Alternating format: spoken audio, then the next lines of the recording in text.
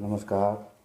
आज हम बीए द्वितीय वर्ष के द्वितीय प्रश्न पत्र में मकड़ी का जाला एकांकी के लेखक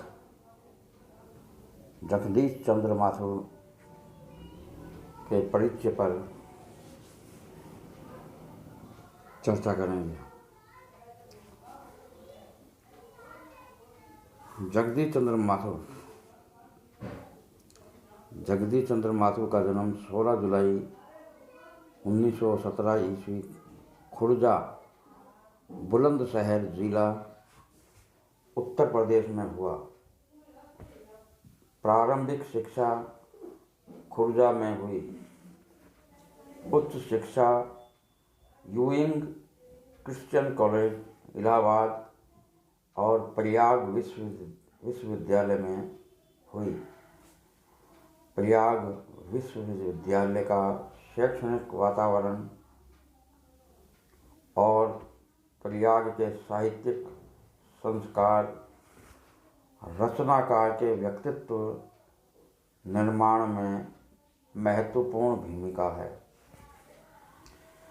1939 ईस्वी में प्रयाग विश्वविद्यालय से एमए अंग्रेजी में विषय में करने के बाद 1941 ईस्वी में इंडियन सिविल सर्विस में चुन लिए गए।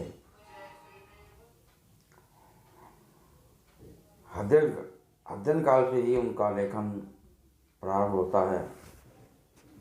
आरंभ से ही आपकी रुचि अभिनय की ओर थी। प्रयाग विश्वविद्यालय में अपने छात्र जीवन में आपने विश्वविद्यालय के नाटकों में कई बार हिस्सा लिया। 1930 ईस्वी में 3 छोटे नाटकों के माध्यम से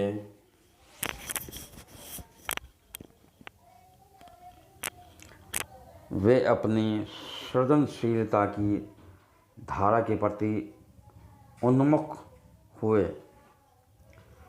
प्रयाग में उनके नाटक चांद, रूपाभ पत्रिकाओं में न केवल छपे ही बल्कि उन्होंने वीर अभिमन्यु आदि नाटकों में हिस्सा लिया।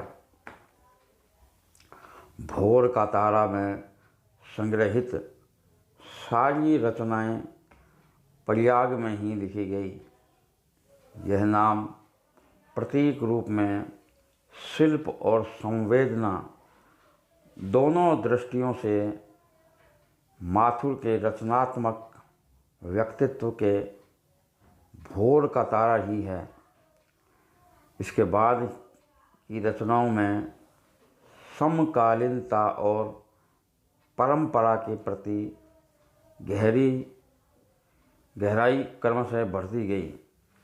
व्यक्तियों में घटनाओं और देश के विभिन्न ऐतिहासिक स्थलों से प्राप्त अनुभवों ने सृजन में महत्वपूर्ण भूमिका अदा की है। आपके एकांकी जीवन की यथार्थ संवेदना को चित्रित करते हैं। व्यापक परिवर्तनों का भी प्रभाव मध्य वर्ग पर ज़्यादा पड़ता है। आपके पात्र अपना स्वतंत्र व्यक्तित्व और चारित्रिक विशेषताएं रखते हैं। इन विशेषताओं को अंकित करने में आपको पूरी सफलता प्राप्त हुई है। आपकी शैली मंझी हुई है। कथोपकथन सुगठित और सजीव है। कथोपकथनों में के माध्यम से आप पात्रों की मानसिकता को व्यक्त करते हैं।